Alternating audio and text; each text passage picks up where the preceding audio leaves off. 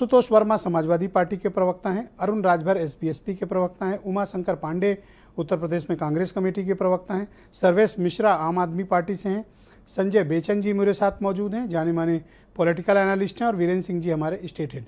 बहुत शुक्रिया और आप सभी का धन्यवाद हमारे साथ जुड़ने के लिए। समीर सिंह जी, मेरा प्रश्न है आपसे कि यदि मणिपुर पर पहले आपने चर्चा कर ली होती आपकी पार्टी ने, तो शायद ये नो कॉन्फिडेंस मोशन की नौबत नहीं आती और अब आपको सदन में पूरा जवाब भी देना पड़ा। काम तो वही करने जा रहे हैं आप। देखिए ब्रजेश जी, आपने कई बार इन सब चीज़ों पर बहस कराई है और आपने जिस प्रकार के घटनाक्रम को देखा है, विपक्ष बहस करना नहीं चाहता, विपक्ष लोकसभा के अंदर सार्थक चर्चा नहीं करना चाहता। विपक्ष चाहता है कि देश की संसद समाज के लिए जो काम करना चाहती है, गरीबों और पिछड़ों के लिए जो काम करना चाहती है, देश की भलाई के लिए जो काम करना चाहती है, वो संसद में न हो और सरकार के ऊपर ये मढ़ा जाए कि साहब सरकार ने संसद नहीं चलाया और गरीब कल्याण के इशू पर देश के बहुत सारे मुद्दों की भलाई के लिए जो संसद चलती है वो अधूरी रह जाए। ब्रजेश जी, कितना हास्यास्पद है नो कॉन्फिडेंस मोशन विपक्ष का लाना। विपक्ष नहीं, मैं कहूँगा एक तरह से टुकड़ों टुकड़ों में बटे लोग, जिनका कोई सिद्धांत नहीं, जिनका कोई उद्देश्य नहीं और जिनकी कोई परिस्थिति नहीं, वो नो कॉन्फिडेंस मोशन लाते। भाई माननीय अमित शाह जी ने, देश के गृह मंत्री हैं, उन्होंने सदन के अंदर कहा कि हम सभी विषयों पर चर्चा करने के लिए तैयार हैं, चाहे वो महिला अपराध की घटना मणिपुर में हुई हो, राजस्थान में हुई हो, किसी भी राज्य में हुई हो, हम उस पर चर्चा करने के लिए तैयार हैं। महिला है और हमारे लिए सभी महिलाएं बराबर हैं। आप देखेंगे माननीय प्रधानमंत्री जी ने मणिपुर की घटना पर दुख व्यक्त किया था और माननीय प्रधानमंत्री जी ने अपने वक्तव्य को दिया था और विपक्ष कह रहा कि साहब प्रधानमंत्री जी बोल नहीं रहे।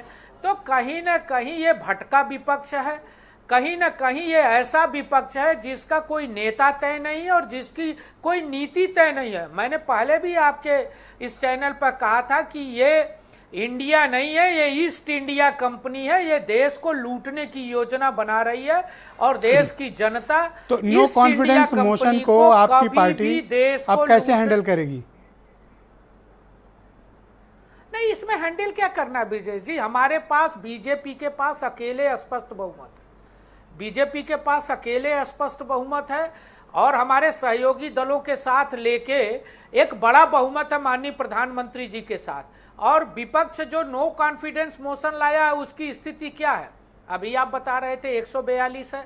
उसके अतिरिक्त मैं कहना चाहता हूँ, ये विपक्ष करते हैं, आखिर बीजेडी को आप किस में लेते हैं, टीआरएस को किस में लेते हैं, वाईएसआर को किस में लेते हैं? और पश्चिम बंगाल के अंदर ममता बनर्जी जी कम्युनिस्टों और कांग्रेस के साथ जाएंगी क्या? विपक्ष की नेता है, मीटिंग तो करती हैं, लेकिन जब चुनाव होगा तो क्या होगा, बिहार के अंदर क्या होगा?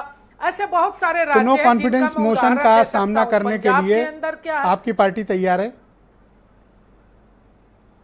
अरे बिल्कुल, हम सब चीज का सामना करने के लिए तैयार हैं ब्रजेश जी। हमारे प्रधानमंत्री जी ने वक्तव्य दिया और हमारे गृह मंत्री जी ने पत्र लिख के खड़गे साहब को कहा कि आप बहस करिए, हम बहस करने को तैयार हैं। लेकिन खड़गे साहब और उनका पूरा कुनबा, कांग्रेस का पूरा कुनबा और कुछ ऐसे लोग हैं जो बहस नहीं करना चाहते, इस नाते कि जिस दिन बहस होगी उस दिन कलई खुल जाएगी ब्रजेश जी। और आपको याद होगा इसके पहले भी नो कॉन्फिडेंस मोशन आया था, क्या असर हुआ था?